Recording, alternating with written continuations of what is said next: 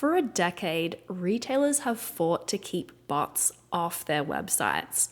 But at NRF's big show earlier in January, I found that major retailers are now racing to welcome AI shopping agents to their website. Here's what Rob Freeman, CIO of Urban, as in the parent company of Urban Outfitters and Anthropologie, said from the stage. He said, "We've spent the last decade saying no bots on our site. Now we're saying the opposite. We're saying bring on all the bots, buy all the things." And that line captures this philosophical whiplash that retailers experienced earlier this year at the event, where agentic commerce dominated stage conversations, booth demos, and hallway debates. But what are the retailers welcoming these bots to do exactly, and how fast? I spent 3 days at NRF attending these panels and tracking the announcements from major retailers, and I found a real spectrum in terms of how brands are approaching this. What are they already live with? Others are testing carefully, and some are still questioning whether full autonomy is even desirable. So in this podcast today, which is a recap of a full column that I wrote for The Drum a couple of weeks ago, I'm going to share what 6 major retailers have said about their agentic commerce strategies and what they're actually building. Let's start with Kroger, who is leaping out the gate with full deployment. So Kroger announced a partnership with Google earlier in January that includes both a meal assistant and shopping assistant that can handle complex, multi-step tasks from a single instruction. So here's what it can do. A customer planning a week of dinners, seeking recipe inspiration, or jumping into a new food regimen will be able to ask the Kroger assistant to create a shopping list based on their immediate needs, their budget, and their family's unique preferences. Importantly, Kroger's recommendations are grounded in its actual assortment, real-time pricing, and availability, not generic suggestions that might not match what's actually in stock. And that's a challenge that a lot of people have today with agentic shopping assistants, is that they get things wrong all the time. So Kroger's is based on its actual product feed. The system can convert requests like, "I want to prepare vegan tomato soup," into guided recipes with detailed ingredient lists that populate shopping carts with a single click. That sounds awesome. I'm going to try it right after I finish recording this. Second retailer sharing a big announcement was Lowe's. Lowe's made headlines by being one of the first retailers to launch Google's business agent. And this allows customers searching for Lowe's on Google to engage in conversation with what Nilima Sharma, SVP of Technology for e-commerce and omnichannel product at Lowe's, calls the knowledge of Lowe's, and it can complete transactions without leaving the browser. Here's what Nilima told OmniTalk Retail at NRF. She said, "Our mission is solving problems and fulfilling dreams for the home. As AI and agentic AI is taking us by storm, I really think that Lowe's will be making more and more judgment calls on behalf of the customer. That trust will continue to grow, and we are actually going to allow customers more time to dream and less entangled in solving problems." And Joe Cano, the SVP of Digital at Lowe's, emphasized that shift in mindset. He said, "Instead of testing and learning, we are going." Other AI investments include a kitchen visualizer built on Google's Imagine model and My Lowe, which is an on-site shopping assistant. Retailer number 3, Ulta Beauty, and at the core, having a marketplace as agentic infrastructure. So Ulta took a bit of a different angle at NRF, positioning its year-old marketplace as strategic preparation for agentic commerce.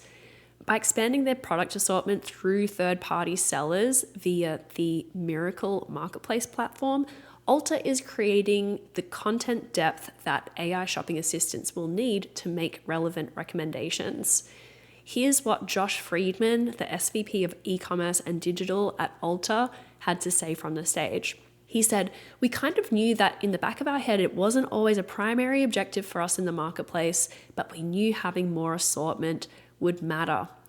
Ulta was also a founding partner in Google's Universal Commerce Protocol, or UCP, that was announced at NRF, and they're betting on that standardization to scale efficiently. The team is thinking about agentic commerce in 2 dimensions. One, optimizing their own site for conversational shopping, which PayPal's VP of Agentic Commerce, Mike Edmonds, calls on-site agentic, and considering how its loyalty program acts as a competitive advantage in that context. But Ulta is also preparing for agent-to-agent commerce, where platforms like Google might route customers to Ulta based on product availability and fulfillment capabilities.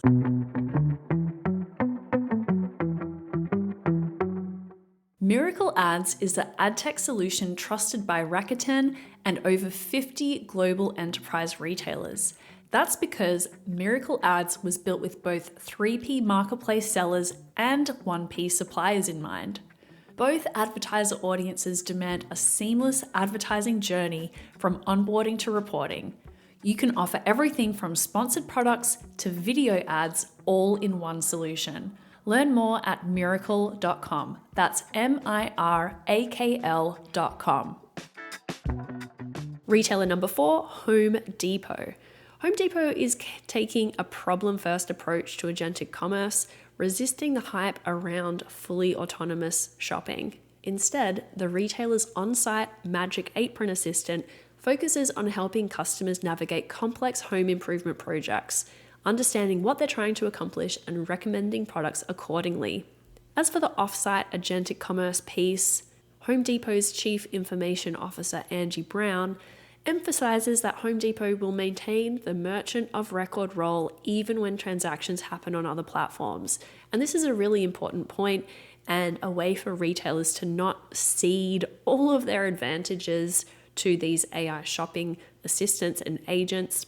And that is maintaining the merchant of record role so that they're there to facilitate things like warranty, returns.